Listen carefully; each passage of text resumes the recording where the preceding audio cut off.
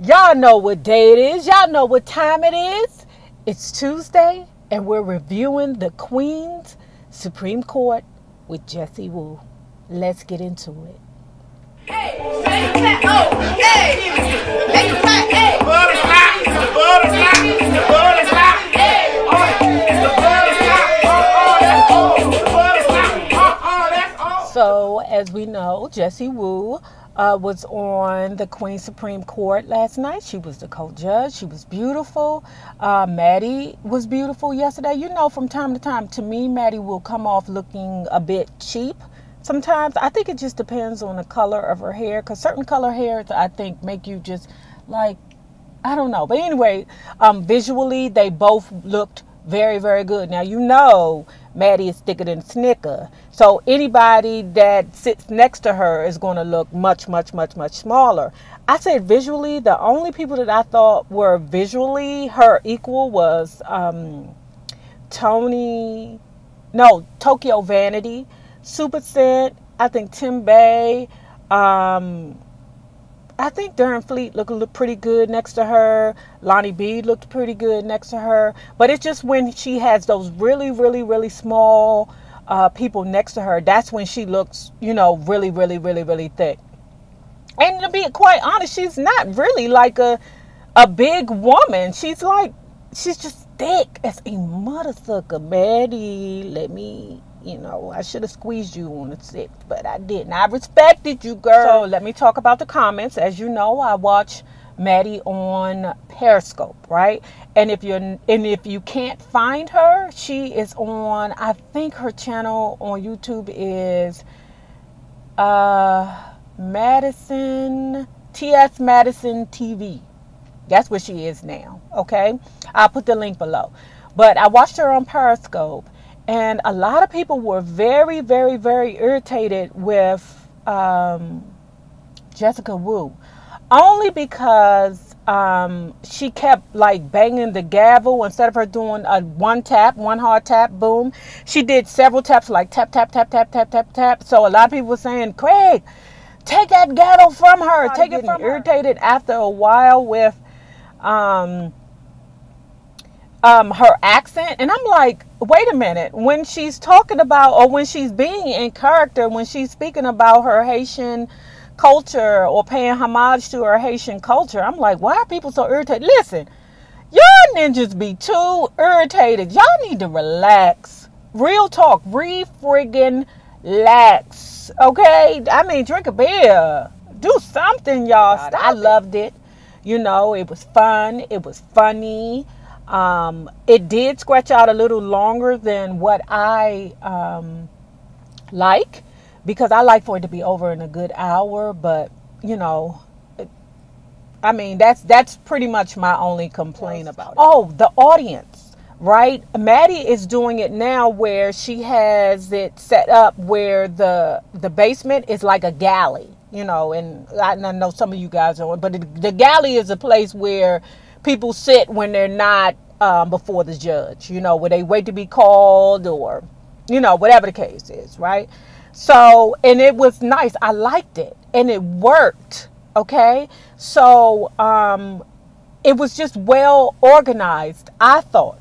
The only issue that I had with the galley part / audience part is that as the show progressed, the people started chatting amongst themselves, and it started to be distracting. It was rude because you know that they were taping, but it was absolutely distracting to me. The young lady JessieWoo, she had opportunities to sing, right? And when I tell you that friggin' girl can blow, I said, where has this hussy been my whole life? I love Maddie because Maddie gave her an opportunity to sing, you know, so people can feel her magic, so she can radiate her energy into the universe where she can move people. I told you the key to life is to be able to move a person without touching them.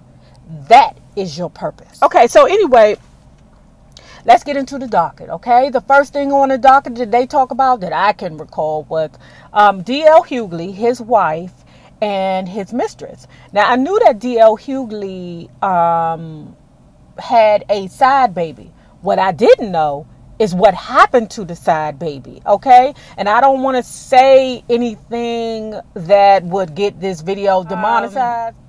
Let's put it this way. The boyfriend,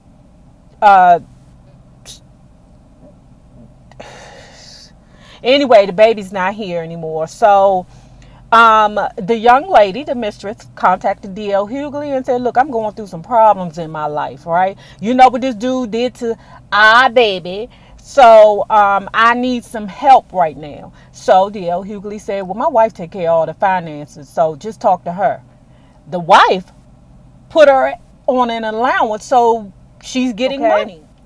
Now, I'm going to tell you one thing. I've been around in life, okay? And I've met a few people in life.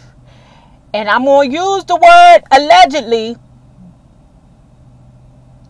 But D.L. Hughley has some alcohol issues, which he has spoke about himself. But he has some serious alcohol issues. So I can understand that if you riding with the dude, you're going to ride with the dude through everything. But Maddie brought up a very valid point when I'm like, wait a minute. When she said, wait a minute now, some of you hoes pay your baby fathers or your boyfriend's child support. I know for a fact that some hoes pay their dude's child. Jenner being a villain, a Marvel comic villain. I'm saying to myself, child, I ain't got to use much makeup.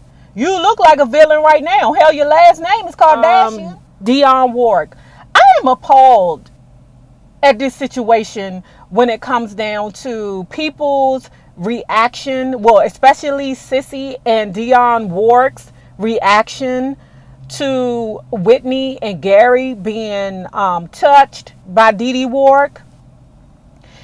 Dionne Warg's response was basically like, my sister would never do anything like that. You don't know what your sister would do. Because when people have sicknesses, they can't control some of their sicknesses, you know, and for her to stand so firm in it, no, nothing like that would ever happen in my family, let alone a family member.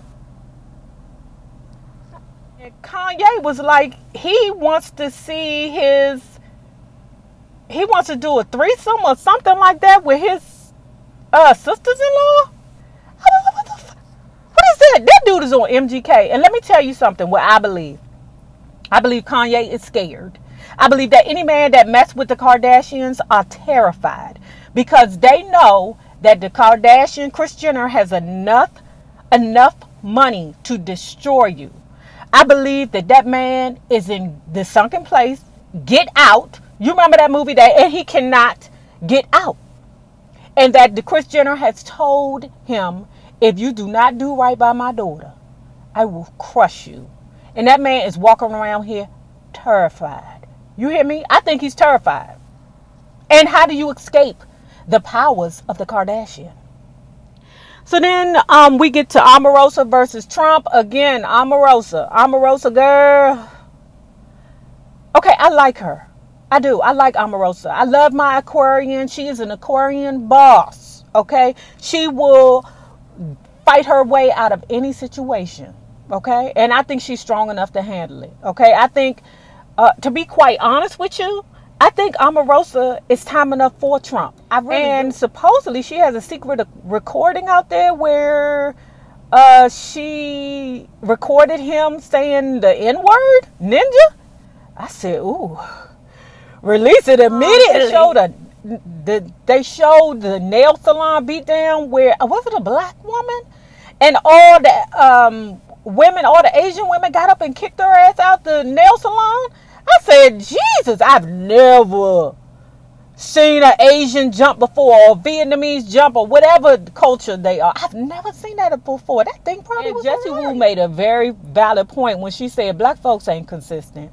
We won't go to that shop for the first 2-3 months. By the 4th month, we're going to be back in there patroning and giving them our money. Stephanie Mills gave Sam Smith the business because Sam Smith said that Michael Jackson isn't really or wasn't really that great. Stephanie Mills was like, Ninja, you wish you had the juice that Michael Jackson had. And when you get a legend to come up out of the dust to put somebody in their place. Oh, that is victorious. Even that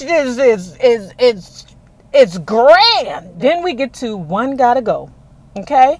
And what they did was they broke it down to singles. And if Maddie is listening to this, or any of Maddie people are listening to this, listen, the next One Gotta Go you should do should be villain. Like TV villain, like Dominic Bouvier, Joan Collins, who else is it? Taraji P from Empire. I don't remember the other ones, but I'm sure there's some other female villains. But I think you should do that next. One Gotta Go. Okay, and then it's Deborah Cock, Nobody's Supposed to Be Here. Blue Cantrell, I'll Find a Way. Shantae Moore, Shantae's Got a Man at Home. And Tamia, A Stranger in My House, right? And what I thought was really, really sweet was they allowed the girl JessieWoo to sing. She's good. She's very good. But I said Blue Cantrell's, what's the name of the song? I ain't even never heard of the song before. I'll Find a Way. I've never even heard of the song before. But anyway, that's the one that I say gotta go. Who y'all think needed to go? Because it's Jimmy Watley off the off. Don't make me do this shit twice. 1, 2. Make me come up out that roof. 3, 4. Better watch that back door. So anyway, guys, remember this. The same people you meet on the way up will always be the same people you meet on the way down. Naysayers, my patron loves. Have a good one.